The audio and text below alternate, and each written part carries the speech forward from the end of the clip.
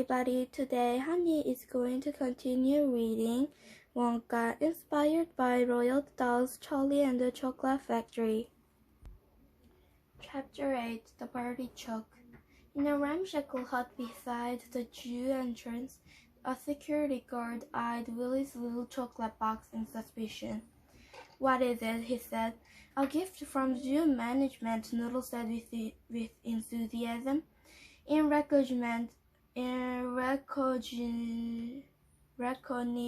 of years of service." The security guard lifted it, going cross-eyed as he tried to focus on the tiny packaged chocolate. "I've only been here a year." Noodle shifted awkwardly, "which is why there is only one small chocolate." "Oh, that makes sense," he says. "It does," Noodle said proudly. "Well, thank you very much," he said, and with that he closed the door. Noodle darted back to the nearby bush, where Willie was crouching, waiting. "Good work," Willie whispered. "Now we wait." "What does it do?" Noodle asked, craning her neck to see through the hut's window. "Is it a flying, Mom?" No flying this time," Willie beamed. "A moment. I can't wait for you to see it." They sat in silence for a moment, then Willie added, "Of course, it is just a prototype, but I've never tried it before, so I can't guarantee that even I know what is about to happen." Noodle put her head on her hands. "It is called the party choc," Willie said, rubbing his hands together in anticipation. Noodle shot him a look. "What does it do?" Suddenly there was a bang from inside the hut, and the security guard leaped to his feet. "It recreates the perfect party, food and drink and a dash of entertainment." The security guard immediately started running in impossibly fast circles. It's impossible that I haven't quite got the measurements right yet," Willie mumbled. He started running about with his friends. "Oh, look, now he's munching through an entire platter of party food. He'll be tasting all the flavors, filling up on ice cream puffs and little gummy sweets and licorice and—" "Smoke!" Noodle cried. Indeed, steam was coming from the man's feet now and filling the security lodge. Willie inched forward, ready to intervene. But all of a sudden the man slumped in his chair and began making a slurping sound. "Now he's having a nice fizzy drink, and then it's on the birthday cake." "Look, I think he's getting sleepy," Noel said excitedly. "I'm sure I added another layer." Willie measured just as the security guard leaped to his feet and started bouncing impossibly high, right to the ceiling and back down again. "Wow, the bouncy castle," Willie said. "No party is complete without one." Noodle looked impatiently at her watch. Then came the crying, big sobs and wails. "He's feeling the big feelings now because he doesn't want to leave the party," Willie said, doing a sad lip. Noodle shot him an exasperated look.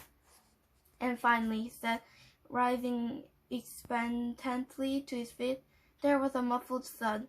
"Bedtime." Noodle's eyes grew wide. "You mean—" "Pretty loud," Willie said with a satisfied nod. Willie and Noodle made their way through the zoo, shining torches to illuminate the path. They passed a lake filled with flamingos. "Why don't they fly away?" Noodle mused. "I don't know," Willie said. "Perhaps they doesn't have thought of it." A sign for giraffes pointed them in the direction of the tallest building in the place. And once inside, they slipped down a corridor lined with feeding buckets and straw and special doors for the zookeepers to access the enclosures. Willie inspected each door sign carefully, looking for the one marked giraffe. "Where are we? Giraffe, giraffe, giraffe." "Aha!" he exclaimed, wrenching a door open with confidence. "Willie!" Noodle screamed. "That door is marked tiger!" Willie couldn't see a thing in the darkness beyond the door, but he could suddenly feel hot breath, the whisk of a whisker. Noodle slammed the door closed. "You have got to learn how to eat." "Why?" Willie asked. "You were nearly eaten by a tiger." Willie raised her finger pointed by the ear. Nearly is the key word there. Noodle, I've nearly eaten by a lot of things, and none of them got more than a nibble. Giraffe, she said, tapping a sign on the next door, then opening it. Inside a giraffe loomed large, or spindly legs and knobbly knees. Each long leg catapulted its head towards them like a crane swinging cargo into the dock. It fixed its eyes on Noodle. Noodle gulped. Its eyelashes were bending fast, and it didn't believe it was seeing. Willie doffed his hat in greeting. Good evening, a little late for visitors, I know, Mrs. Noodle read the sign. Abigail, she said shakily. She's called Abigail. The giraffe didn't like that. It threw his head back and reared up, flashing the underside of his hooves. Its nostrils flared and snorted a warning.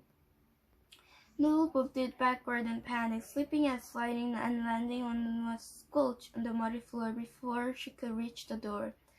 As she desperately tried to struggle to her feet, Willie waved his hands at the giraffe and said urgently, "What there, easy now." He turned to Noodle. "And you too. The giraffe won't hurt you." And he reached into the pocket and pulled out a small, knobbly green spit. "That's what?" Noodle asked. Willie held it closer to the giraffe. The animal snorted, sniffing, and instantly dropped back onto its four hooves and became more friendly, nudging Willie and nibbling at his head. It's an acacia mint," Willie exclaimed as the giraffe pinched one of his palm and chewed on it. He slowly reached a hand up and began stretching his ear. There we are," he said smoothly. Noodle inched closer, her eyes wide with wonder. "Giraffes are just crazy about my acacia mint. See?" Willie said, gesturing for Noodle to join him. "Love them more than anything else, except being scratched behind the ears, of course." The giraffe raised his head and gave Noodle face a huge lick. "It's sticky," she squealed with delight. "Now, Miss Abigail," Willie said, "we have a favor to ask of you. If my colleague here scratches your ears, could you possibly share us a pint or two of milk?" Only seconds later, Willie was sitting on a stool, milking the giraffe, while high up above him, Noodle wobbled at the top of the rickety ladder, scratching the animal's ears just as promised. "Have you done this before?" Noodle asked, beaming at the magic of all. "Oh yes," Willie said. "We fed the giraffe milk. My giraffe milk raccoons would not be much shorter." Noodle snorted and shook her head. "You sure you can't be silly, Willie? I suppose that's true, deal, Noodle." "Trudel?" Noodle laughed. That doesn't work, does it?" Willie mused. "But nothing rhymes with Noodle." "Where do you got the name anyway?" Noodle tensed. "Doesn't matter." "It does," Willie said. "Go on." But Noodle didn't say a word. "You don't have to tell me if you don't want to," Willie said. "If it's a secret." There was silence for a moment, and when Willie looked up again, she saw Woodle had scratching the giraffe's ear and was instead cradling her necklace with both hands. It's all I have from my parents," she said quietly. She climbed down and landed on the necklace carefully to Willie. He turned it over to his head, inspecting it closely. An amber and gold ring hung from the chain, and something was engraved on it.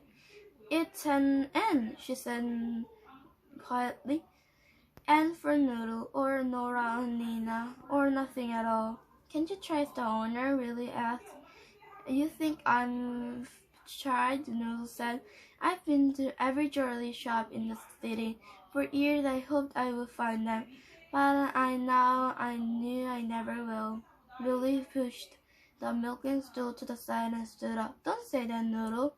You know, I used to dream that when I found them, they'd live in a beautiful old house full of books for me to read, and my mom would be waiting for me at the door. I'd run into her arms, and I'd finally feel like I was home, and the hug would feel like it would last forever, but it actually would. Because once I knew what a big hug that I could hold on to it forever." A lump formed in Willie's throat as he remembered his own mother's big, tight hugs. He could still feel her warmth and the chocolate smell of her apron.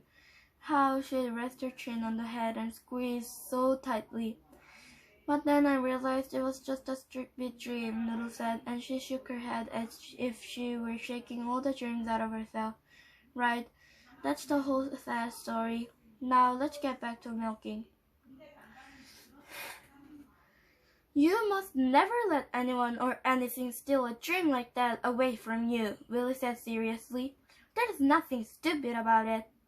Isn't there? Noodle said. My parents put me down a laundry chute and never came back. Fact is, they didn't want me. That's all there is to it. I knew things haven't been easy for you, Noodle, Willie said gently, but there is going to be better. I'm not going to let you rot on that washhouse forever. Noodle looked up at Willie, her eyes searching for a reason to believe him. You promise? She choked. I can do better than that, Willie said, standing tall. I pinky promise. He held out his hand and they hooked pinkies. And that's the most solemn vow there is, he whispered. Noodle quietly wiped a tear away and beamed at him.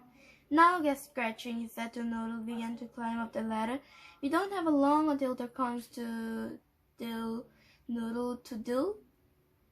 Still doesn't work, Noodle said, giggling.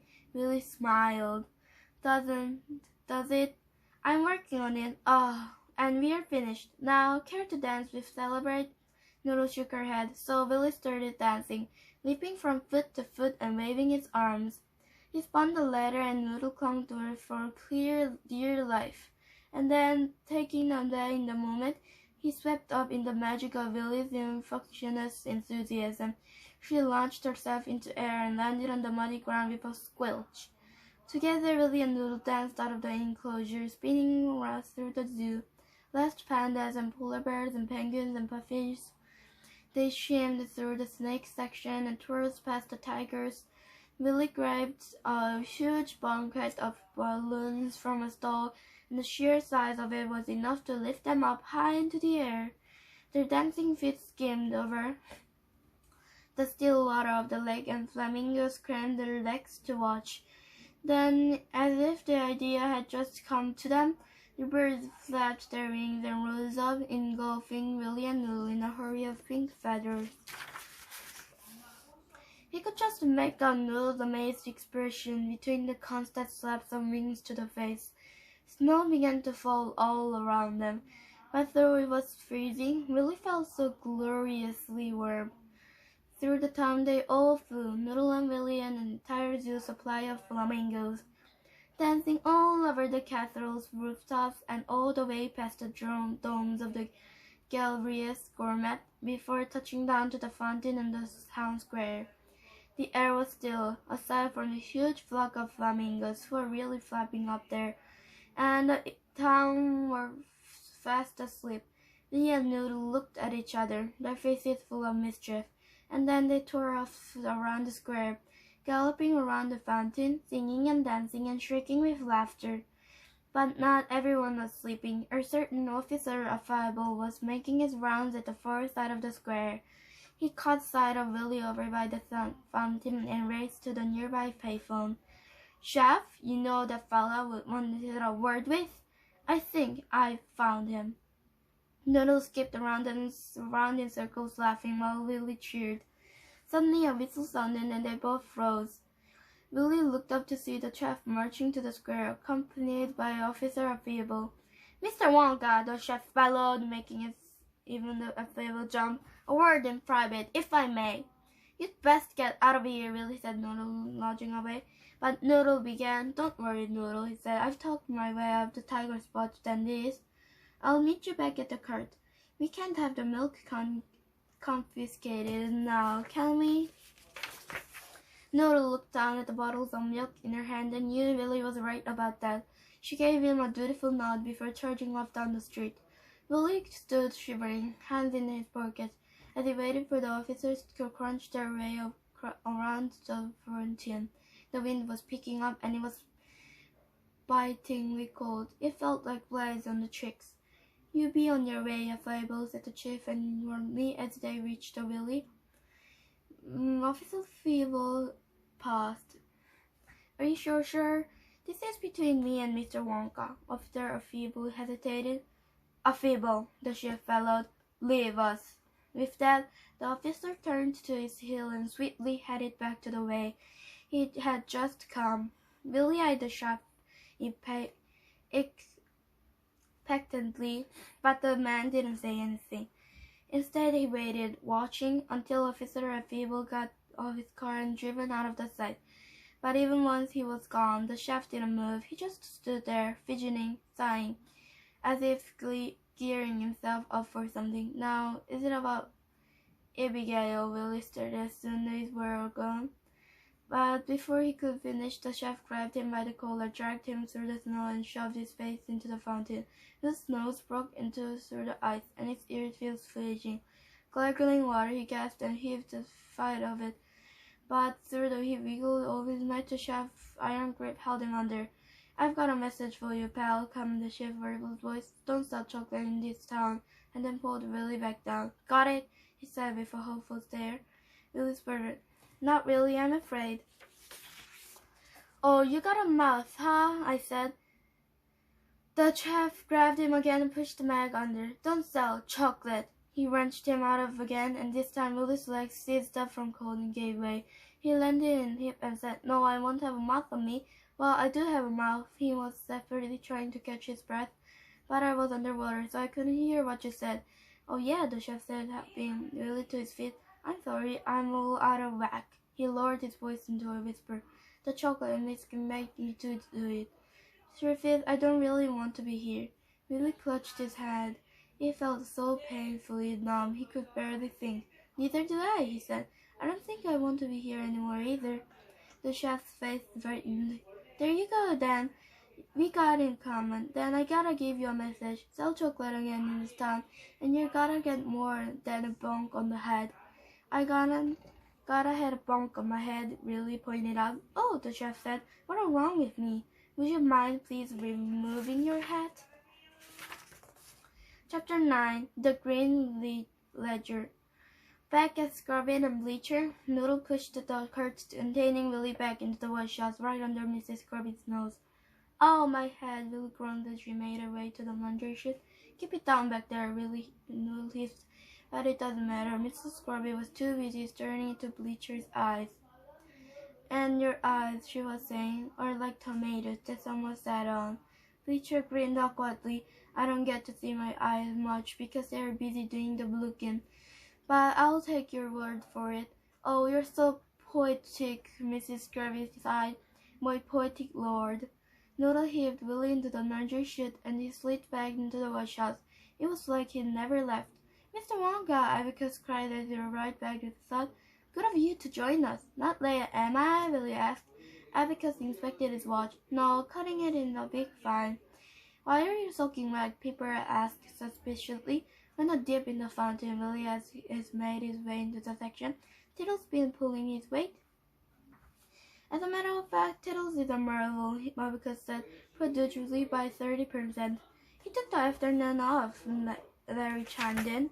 But that's not the point, Abacus said. This is the point, Larry said, nodding at his own finger. Not now with the jokes, Larry, Abacus said wearily. Sorry, Larry mumbled. The point is, Abacus said, where have you been, Mr. Wonka? What have you been up to? Larry added. Pepper sniffed the air. And why do you smell of giraffe? Lottie leaned in, eager to hear Willie's answer. Yes, I do owe you an explanation, he said as Noodle wandered in with a mug and bucket. Truth is, I had not given you a full story. I'm actually a chocolate maker chasing a dream, and Noodle has been helping me. He's not just any chocolate maker, Noodle said. He's the best in the world. Oh, Noodle, you're flattering me, Millie blushed. But she's right. My creations are perfect. The plan is to sell chocolate and play off Mrs. Scorbit. At least that was the plan until Noodle trailed off. Let me guess, Abigail said. You had a little run-in after Chef of Showley's. How did you know? Willie cried in surprise. Because that's what happens to anyone who tries to sell chocolate in this town, the paper said. Why? "3 riddance, Noodle," Abigail said, holding up his hands and counting them on his fingers as he listened and off. "Slugworth, Pickle Grubber, and Prudnose." "I thought they were rivals," Blue said. "Ah," Abigail said, "that's what they're meant to think. The truth is they're working together." As a third of chocolate cartel, if you will, Willie slumped a pile of laundry and put on his hat with his hands. The situation were worse than he thought. "How do you know all this?" he asked. Abigail sat down to him, a guilty look washing over his face. "Because I was Slugworth's accountant for 1 week." They all leaned in closer, eager to hear the tale. "One morning, I got a call from Fancy Chocolatier's bookkeeper wasn't off sick, so I was asked to fill in," Abigail said, speaking slowly to the others, couldn't miss a single detail. "It seemed like a straightforward job, until I retrieved there was 2 sets of books for his account, one for the authorities and one that told the truth. I discovered the real one then one night. I bought at the ledger at the bin, working off to his office, and found the place was empty. Everyone had already left for the night. I was going to leave too, but then I saw another ledger on his desk. Only this one was green and the one I had been working on was red. Of course, I took a look at another ledger, and it was my job. If there were more accounts to go through, I didn't want to miss them, and, well..." "Yes," Will said, leaning in closer. Abigail lowered his voice into a whisper. "That's when I realized the man's a crook. Slugworth, Prudnose, and Pickle Grubber had been watering down their chocolate and throwing it in a secret value deep beneath the casserole, girding through the rock by a chorus at Third Creek and 500 chocolate monks." Willie and Noodle gasped. "I dare say no one else knows this, but their operation is wilder than anyone could imagine," Abigail said. "There were dodgy invoices, reflections with blueprints showing they had funneled chocolate from their 3 pantries into a secret vault. They use it for bribes, blackmail, and bloodshoning for competition. The entire city is under their control." "Can't we do something about the chocolate?" Little said, looking up to Willie for an answer. "If they didn't have a chocolate, well..." "The chocolate is guarded with precious treasure," Abigail said. "Even if you got past the priest and the monks, the bell in which is kept accessed by a secret elevator, secured by a line-digging code that changes every day. And the code is never kept in one place. It's split between the 3 of them. They each process only 3 of the digits, so none of them can get at the chocolate with the others." Willie and Noodle exchanged worried glances.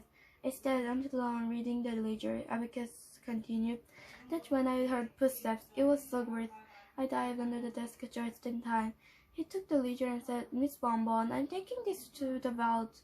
"Of course he was," Willie said, taking his head to hide it, no doubt.